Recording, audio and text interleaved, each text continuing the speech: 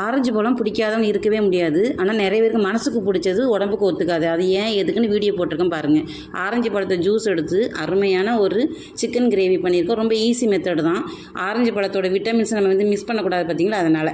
இப்போ பார்த்திங்கன்னா ஆரஞ்சு பழத்தை கழுவிட்டு நல்லா துடைச்சிட்டு இந்த தோலை கூட நீங்கள் போடக்கூடாது பார்த்துக்கிடுங்க. அதை உரித்து ஒரு ஓரமாக டப்பாவில் போட்டு வச்சிங்கன்னா அது போல் காஞ்சிட்டு கிடக்கும் பார்த்துக்கிடுங்க. 4 நாள் கழித்து அதை எடுத்து என்ன பண்ணேன்னா இட்லி பொடி வறுக்க போகிறேன் பார்த்துக்கிடுங்க. ஏன்னா ஆரஞ்சு பழத்தோடு ஃபேஷியல் பண்ணால் முகம் எப்படி பளபளன்னு ஆகுதோ அதே மாதிரி நம்ம குடலை சுத்தப்படுத்தும் பார்த்துக்கிடுங்க.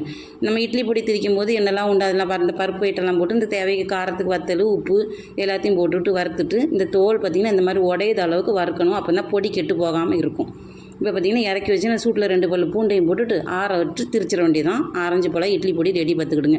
வீடே கமகமான்னு மணக்கம் பார்த்துக்கிடுங்க. இப்போ சுட சுட இட்லிக்கு அப்படி நல்லெண்ணெய் ஊற்றி தொட்டு சாப்பிட வேண்டியதான். நீங்களும் கண்டிப்பாக ட்ரை பண்ணி பாருங்கள். நீ ஆரஞ்சு பழம் தோல் கிடச்சிதுன்னா ஆரஞ்சு பழம் வாங்கினீங்கன்னா தோலை தூரப்படாதீங்க.